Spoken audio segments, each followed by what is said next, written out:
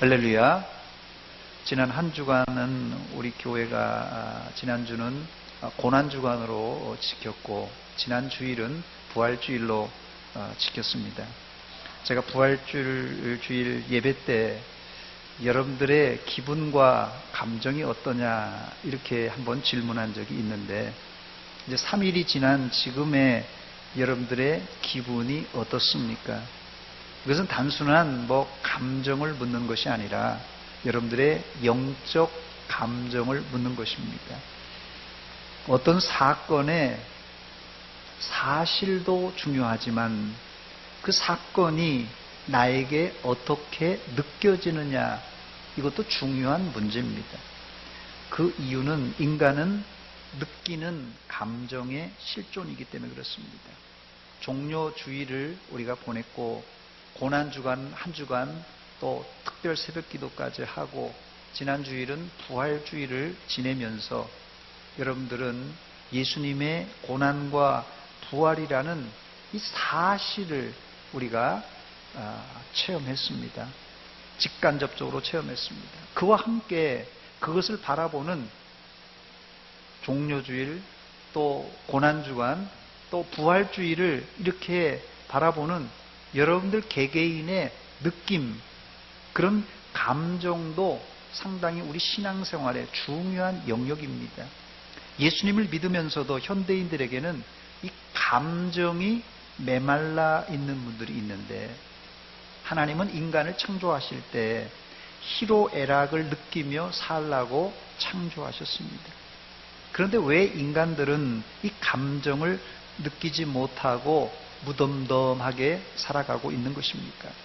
그 이유는 여러 가지 있겠습니다만은 저는 현대인들이 이 무덤덤하고 무감각하게 지내는 이유 중에 하나가 현대인의 분주한 삶이라 이렇게 지적하고 싶습니다. 자, 그렇다면 성경에서는 인간의 감정 표현이 원활하지 못한 이유를 무엇이라고 말합니까? 바로 인간의 죄 때문이라고 합니다. 사람 안에 죄가 들어오면 하나님의 형상은 물론 지정의로 되어 있는 인간 내부가 훼손되어서 감정을 제대로 느끼지를 못합니다. 그러나 우리가 이 고난주간과 부활주일을 보내면서 예수님의 십자가를 통과하고 부활 믿음을 가졌다면 이제 우리의 일그러진 인격, 이 인격이 예수 그리스도를 통하여서 회복되어야 정상입니다. 우리의 인격이 회복되었다는 증거는 우리의 신앙생활, 가정생활, 사회생활이 더욱더 생동감 있어진다.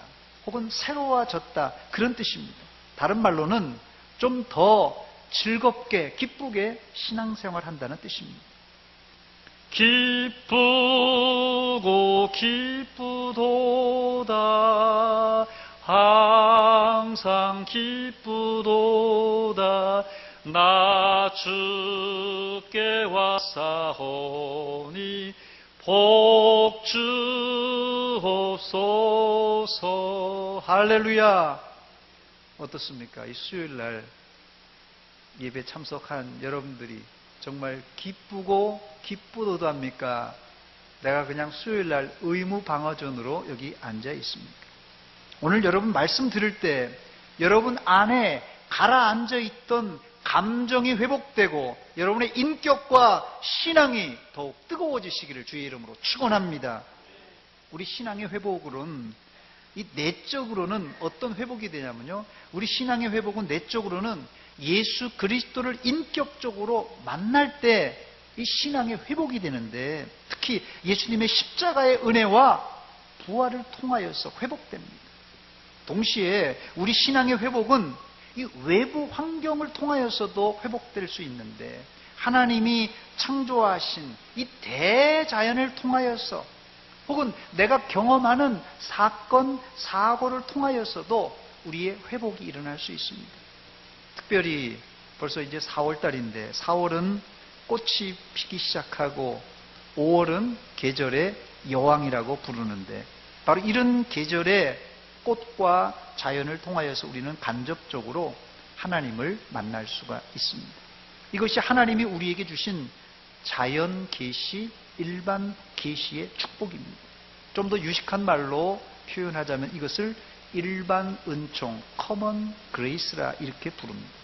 이 좋은 계절을 좋다고만 여러분 생각하지 마시고, 제가 주일날도 말씀드렸습니다만 이 팡세에 시를 쓸 수 있는 공간을 이렇게 마련해 놨습니다. 여러분들이 시를 한 편 써서 오랫동안 한번 남기시기 바랍니다. 좋은 감동 그냥 금방 지나가는데 여기에다가 시를 한번 적어보면은 아마 오랫동안 그런 좋은 감정을 남길 수 있을 것입니다. 목련꽃, 개나리, 진달래꽃을 보면서 19절이 떠오르지 않는다면 그 사람은 감각을 느끼는 기관에 이상이 있는 분이에요. 감정을 느끼는 기관이 고장난 사람입니다. 대자연이 새싹으로 물든 이 봄에 하나님의 은혜를 찬미하는 시를 짓는다면 아마도 여러분들의 잠자던 감성은 물론 신앙도 회복될 줄 믿습니다. 저를 한번 따라서 하시기 바랍니다. 기구한 인생을 살아온 당신이 시인입니다. 옆 사람에게 말해주시기 바랍니다. 기구한 인생을 살아온 당신이 시인입니다. 이 말 뜻을 좀 알겠습니까? 제가 고민을 많이 해서 이게 적어놓은 건데, 기구한 인생을 살아온 여러분들이 하나하나가 시인들이에요. 여기 계신 분들 다 똑같은 사람 아무도 없습니다. 뭐 얼굴도 틀릴 뿐 아니라 각자 살아온 배경이나 환경들이 다 달라요. 그래서 여러분들은 다 독특한 존재입니다. 그래서 여러분들이 각자 독특한 시를 쓸 수 있는 자격이 있는 사람들이에요. 오늘 설교가 처음부터 좀 곁길로 간 것 같이 보이지만 오늘 설교 제목과 연결되어 있습니다. 오늘 설교 제목을 제가 부활의 증인이라고 드렸는데, 우리의 감성이 회복되는 것과 이 부활의 증인이 되는 것이 무슨 관계가 있는가 좀 의아해 하실 텐데 상당히 연결되어 있습니다. 첫 번째로 예수님의 제자들은 예수님이 부활하셨다는 이 증인의 말을 믿지 않았어요. 예수님께서 부활하셨습니다, 증인들이 얘기해도 그 말을 믿지 않았어요. 오늘 본문은 예수님이 십자가에 달려 돌아가시고 부활하신 후에 여인들에게 천사가 나타나서 예수님이 부활하셨다는 사실을 알려주고 그 증거로 빈 무덤을 보여주었습니다. 이 여인들의 이름이 누가복음 24장 10절에 기록되어 있는데, 이 여자들은 막달라 마리아와 요한나와 야고보의 모친 마리아라, 또 그들과 함께한 다른 여자들도 이것을 사도들에게 알리니라 그랬습니다. 여기 네 종류의 사람이 나오는데, 첫째는 막달라 마리아, 두 번째로는 요한나, 세 번째는 야고보의 모친 마리아, 네 번째는 다른 여인들이라 이렇게 말합니다. 이 여인들은 예수님께서 부활하신 사실에 너무 놀라서 제자들에게 달려가서 예수님 부활하셨어요, 예수님 부활하셨어요, 그 사실을 알렸습니다.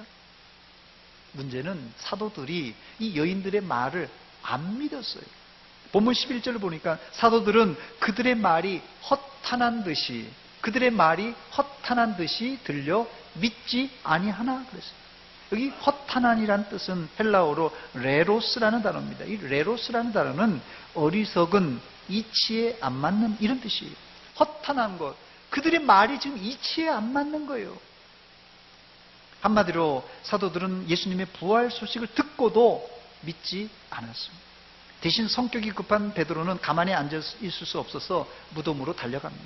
본문 12절입니다. 베드로는 일어나 무덤에 달려가서 구부려 들여다보니 세마포만 보이는지라 그 된 일을 놀랍게 여기며 집으로 돌아가니라. 베드로 사도가 예수님의 무덤을 쫓아가서 예수님이 무덤에 안 계시다는 사실을 확인한 것은 정말 잘한 것입니다.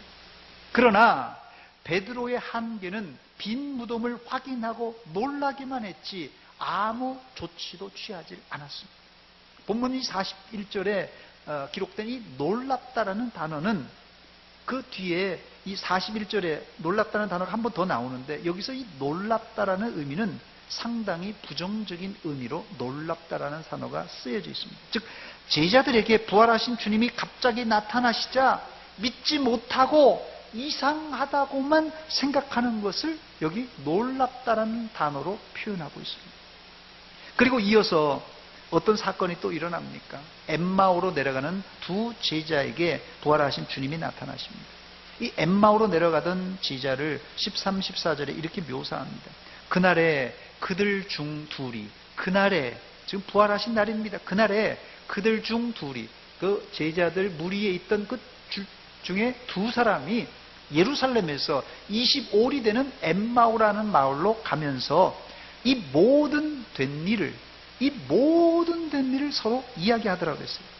이 두 제자는 이 모든 된 일을 서로 이야기했다는 것을 볼 때 그들은 예수님의 십자가의 죽으심은 물론 여인들의 예수님이 부활하셨다는 얘기, 예수님의 무덤이 빈 무덤이었다는 사실조차도 알고 있었습니다. 그러나 그들은 믿지 않고 어디로요? 엠마오로 내려가고 있었습니다.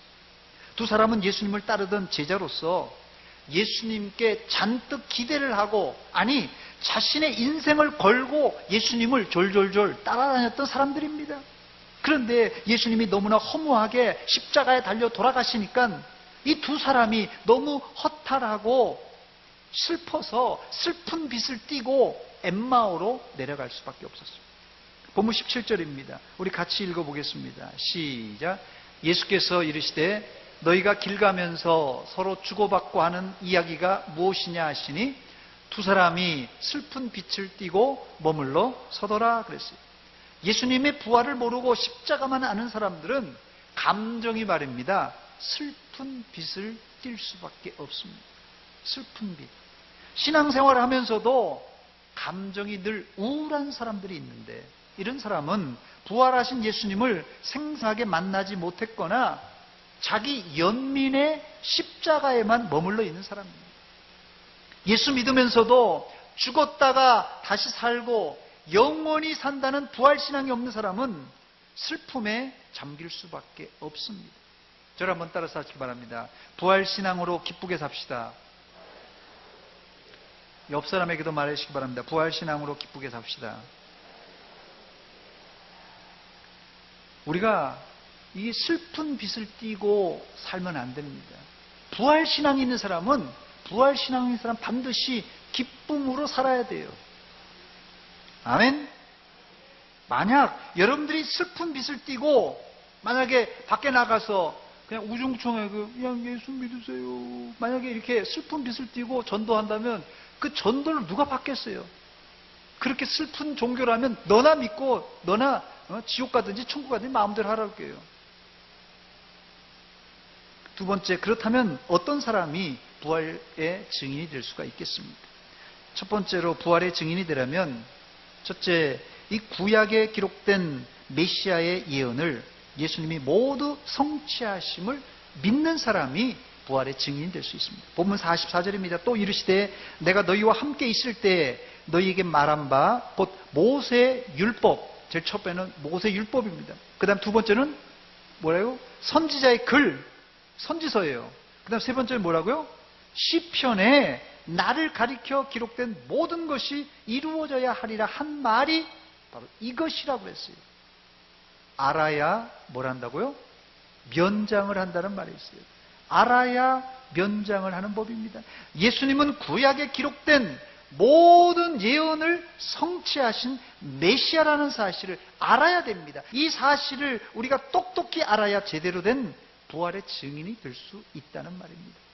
이제까지 제자들은 예수님께로부터 자신이 부활하실 것이라는 이야기를 여러 차례 들었어요. 예수님이 살아계실 때 십자가 달리기 전에 내가 십자가에 달려 죽지만은 다시 3일 만에 부활하리라. 3일 만에 부활하리라. 성경에도 3차례, 4차례 기록되어 있어요.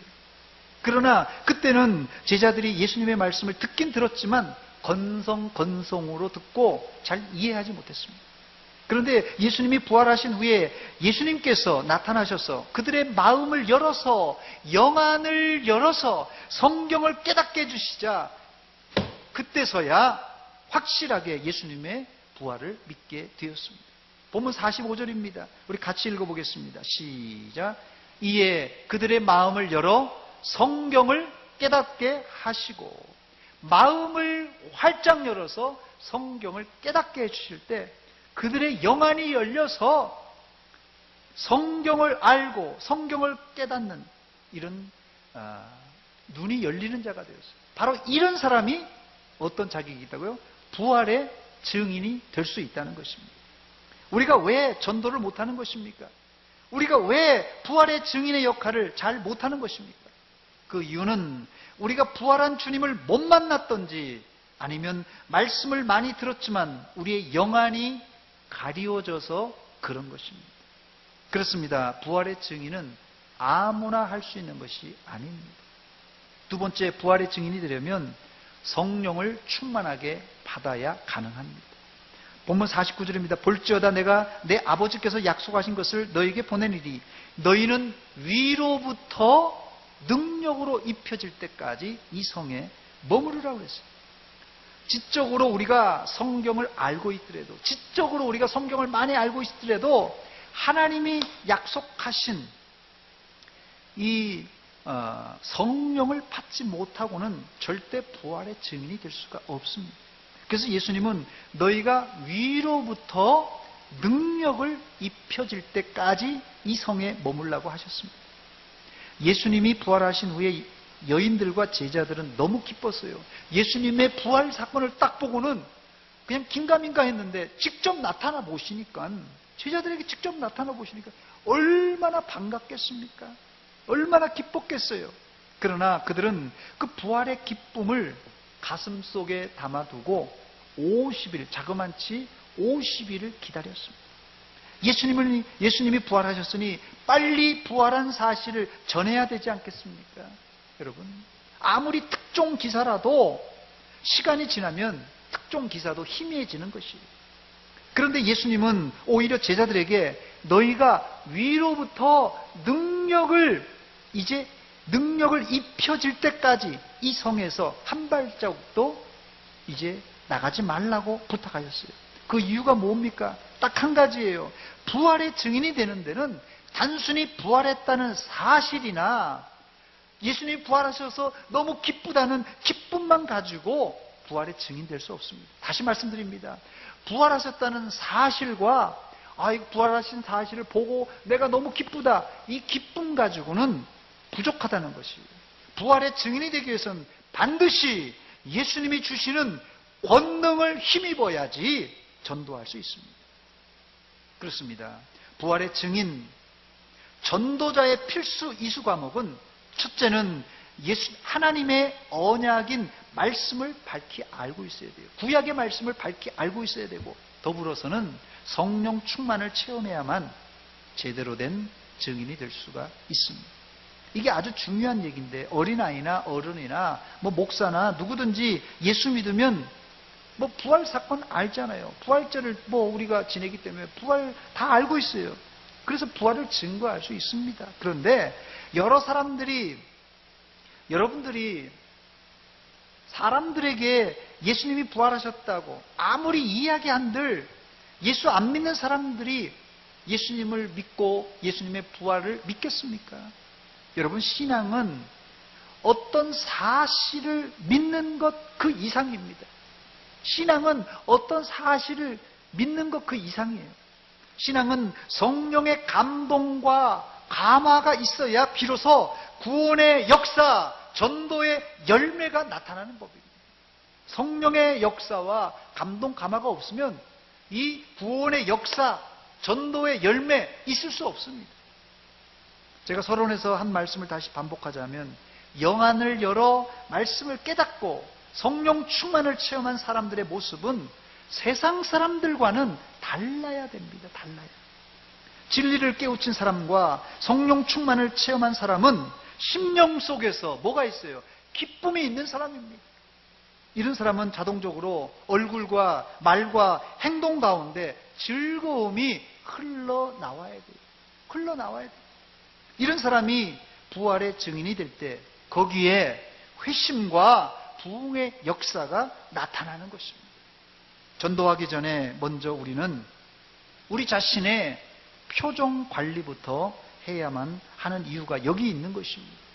미국의 대통령 링컨 대통령은 40이 되면 자기의 얼굴에 책임을 져야 한다는 유명한 말을 했는데, 우리가 신앙생활을 몇 년째 했습니까? 여러분 신앙생활 몇 년째 하고 있어요? 뭐 작게는 5년, 10년, 20년, 30년, 아니면 40년, 50년 하신 분들도 많은데, 내가 신앙생활을 이렇게 10년, 20년, 30년, 40년 했다면 자신의 영적 표정에 책임을 져야 됩니다. 여러분 신앙생활을 1, 2년 한 게 아니잖아요. 여러분 신앙생활을 10년, 20년 했다면 여러분 신앙의, 영적인 신앙의 영적인 표정에 책임질 줄 알아야 됩니다. 저를 한번 따라서 하시기 바랍니다. 영적인 표정 관리합시다. 영적 표정 관리가 늘 돼야 돼요.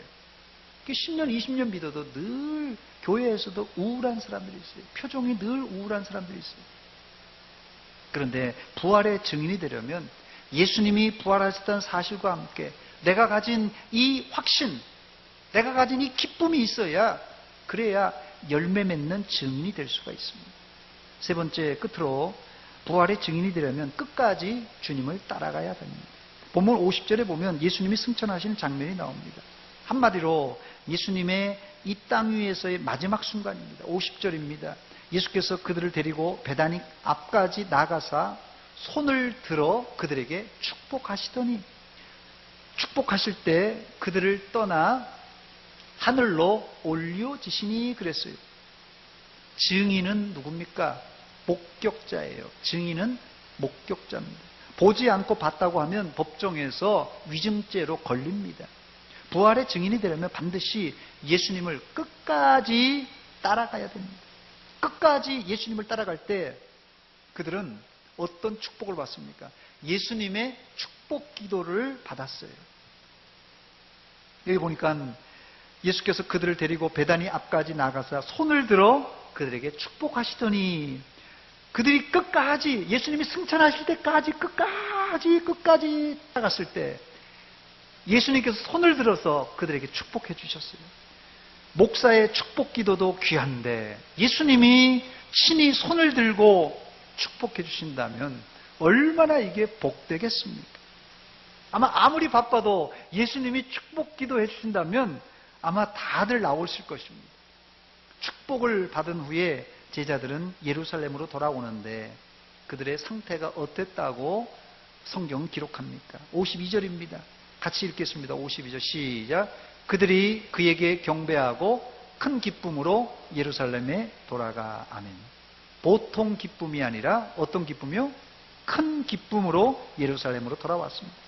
베다니에서 예루살렘까지 약 2km, 5리밖에 안 됩니다. 상당히 가까운 거리예요. 바로 거기에요. 그냥 거기서 거기에요.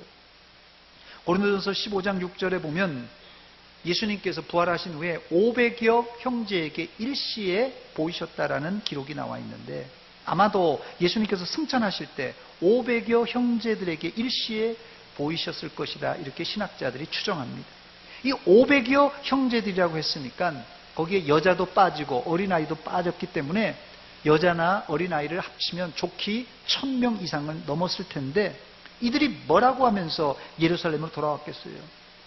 한 1000명 정도가, 뭐 남자만 500명이니까 여자 뭐 1000명도 더 되겠죠. 뭐 어린아이까지 뭐 1000명이라고 해보세요. 1000명이 이 베다니에서 예수님의 축복을 받고 이제 5리 정도 되니까 걸어서 예루살렘으로 돌아오면서 그들이 무슨 얘기를 했을까요?